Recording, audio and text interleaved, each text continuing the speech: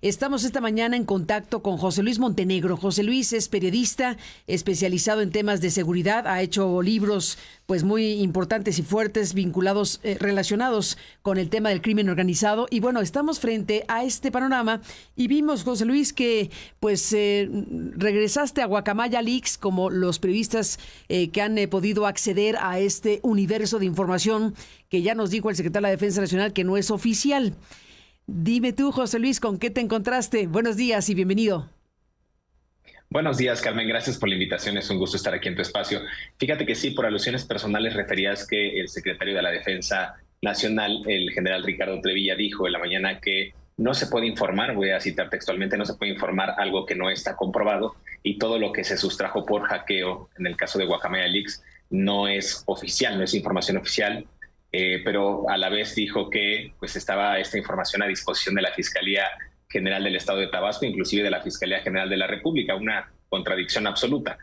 Y bueno, estos informes que bien refieres, Carmen, me puse a investigar justo en Guacamaya Leaks, las personas que tenemos acceso a este sistema de filtración de estos terabytes. Fíjate que el 28 de octubre narro yo en este hilo en X que en octubre del 2021, Carmen, el Centro Regional de Fusión de Inteligencia, el CERFI, elabora un reporte titulado Diagnóstico Delictivo Regional y lo envía al Centro Nacional de Inteligencia, el que fuera el CISEN, en México, en su apartado del Centro Nacional de Fusión e Inteligencia.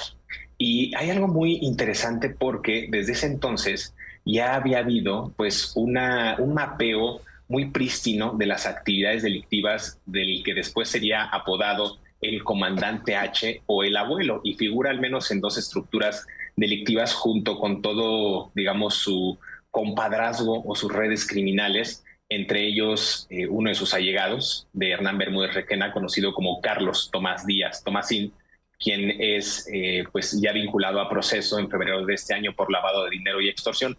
No así Bermúdez Requena, que ya lo dijo esta mañana también el secretario de Seguridad Pública, Omar García Harfuch. Por lo menos hay indicios criminales de Bermúdez Requena que datan del año 2004, lo cual es interesante saber qué ha pasado. 2004, Luis. 2004, correcto, más de 20 años, Carmen, ¿no? Más de 20 años que ha estado en el anonimato este hombre.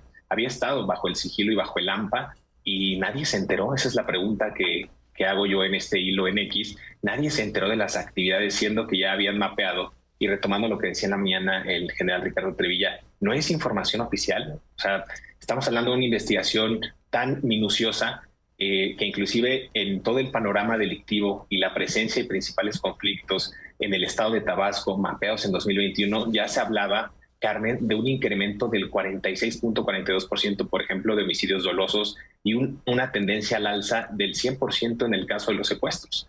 Entonces, yo narro en este hilo y quiero compartirlo contigo y con tu audiencia, Carmen, que 2 meses después de la elaboración de este reporte, en diciembre del 2021, la Sedena envía al expresidente López Obrador y a su equipo más cercano un panorama político y social que tú sabes que cada vez que un presidente acude a algún estado, a una gira pues, de trabajo o alguna visita oficial, pues les dan un panorama político y social para saber a qué se van a enfrentar a su llegada.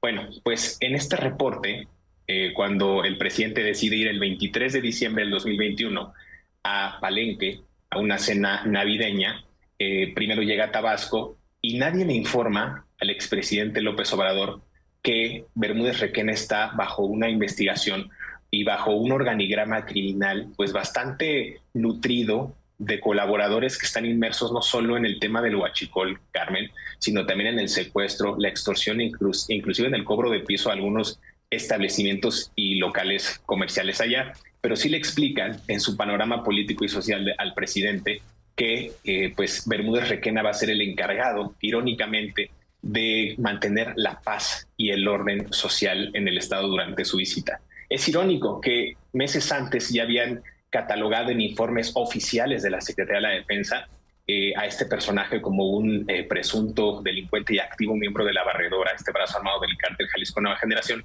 y el titular del Ejecutivo le pasaron otro informe, digamos, tasajeado, omitiendo información que había generado el Estado Mayor de la Defensa Nacional en diferentes secciones, Carmen, en la sección 2, que está dedicada a la inteligencia militar, a la sección 8 dedicada a servicios especiales, la comandancia de la 7ª región militar de Tuxtla y la 30 zona militar en Chiapas sabían precisamente quién era el comandante H y nadie le informó al presidente en su visita. Bueno, digamos que eso es a grandes rasgos lo que yo pude hallar. Y cuando llega el presidente a esta zona, a Tabasco, a esta visita, pues presuntamente a una cena navideña, vemos que 3 días antes de su arribo se había reunido el comandante de esta zona militar en Villahermosa junto con altos mandos 3 días antes de la llegada de López Obrador a su visita.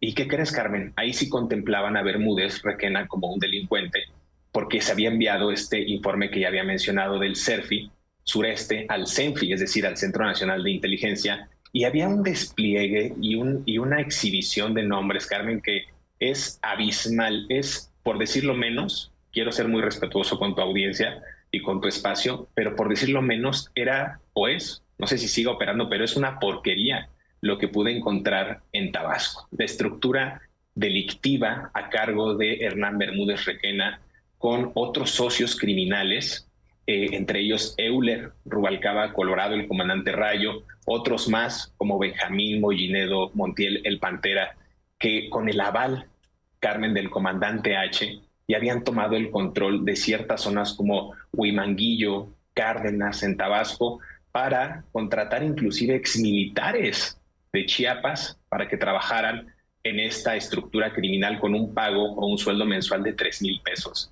Entonces, a ver, estamos frente a una estructura criminal bastante nutrida de personajes que se vieron involucrados al más alto nivel, porque catalogan a Hernán Bermúdez Requena como un delincuente de primer nivel, es decir, pues de primera línea, de primera mano, y el exgobernador de Tabasco y bueno, su sucesor también, Merino, nunca supieron nada acerca de este hombre. El presidente, bueno, expresidente de México, López Obrador, no sabía que esta organización, La Línea y La Barredora, vendían kilos y kilos de droga en Macuspana, la región por antonomasia, digamos, del presidente, y no sabían nada de lo que pasaba en esa zona. Me parece muy alarmante, Carmen. Sí, es alarmante y bueno, pues escuchamos hoy al secretario de la Defensa, a la presidenta y todo lo que está diciendo. Se requieren pruebas, claro que se requieren pruebas, pero en este caso las pruebas y la investigación formal le corresponde efectivamente a las fiscalías y a los jueces resolver el caso de cada quien cuando son imputados o investigados en este caso. Y bueno, en el caso de Bermúdez Requena, sí, ya está imputado, tan está imputado que tiene orden de aprehensión. Y el caso es que, según dijo García Harfuch hace ratito, lo acusan de asociación delictuosa, de extorsión y de secuestro. Me llama la atención porque tú estás mencionando también este tipo de delitos que están referidos en estos informes de inteligencia. Totalmente. Desde hace muchos años ya se había mencionado que Bermúdez Requena habría tenido pues cierta implicación o involucramiento en estos delitos que también refieres tú, Carmen, y que Omar García Harfuch informa el día de hoy en la mañanera con la presidenta Claudia Sheinbaum.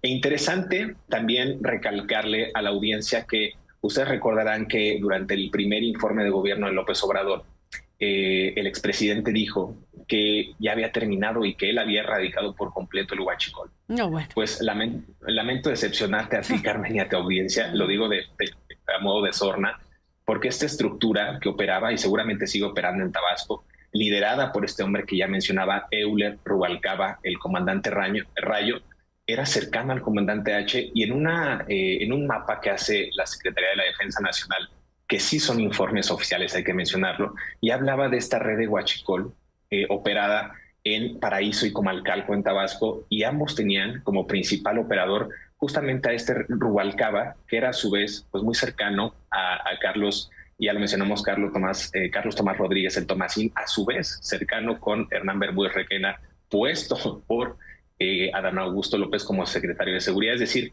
si vamos concatenando y vamos hilando este tipo de puestos criminales, llegamos al puesto oficial, ¿no?, del secretario de Seguridad de Tabasco en ese entonces, que a su vez pues tenía línea directa y se reunía, como ya lo dijo Adán Augusto López, el exgobernador de Tabasco, hoy senador, se reunía de manera frecuente para temas de seguridad.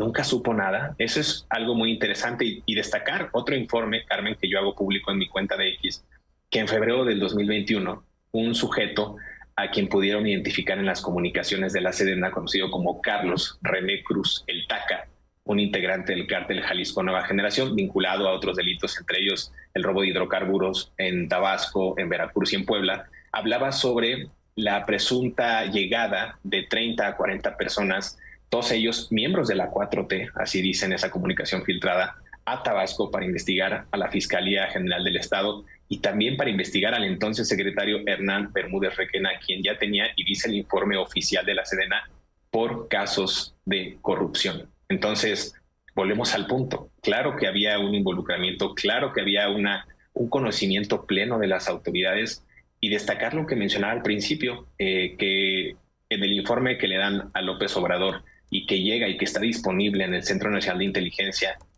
a su llegada a Tabasco se lo tasajean, le cortan, le omiten información. ¿Por qué? Habrá una protección al más alto nivel en el caso de Adán Augusto, se respetó esa lealtad que en algún momento pues se tenían tanto el expresidente como el hoy senador de la República, al considerarse inclusive hermanos entre ellos. Recordemos que López Obrador lo consideró un hermano político a Adán Augusto López. Entonces, yo creo que a este grado y a este nivel y con estas pruebas, pues es irrefutable que no hay una omisión gubernamental en este caso, Carmen, sino una complicidad compartida. Pues ahí está este programa, José Luis Montenegro. Te aprecio muchísimo que estés aquí para aportar, digamos, al debate público, a la discusión que estamos aquí teniendo. Y bueno, pues seguir de cerca tu trabajo. Estoy viendo que ahí atrás de ti están Los Chapitos de José Luis Montenegro, entre otros libros como los que pues abordan aspectos relevantes para el México que nos toca vivir. José Luis Montenegro, muchas gracias por estar aquí y seguiremos hablando.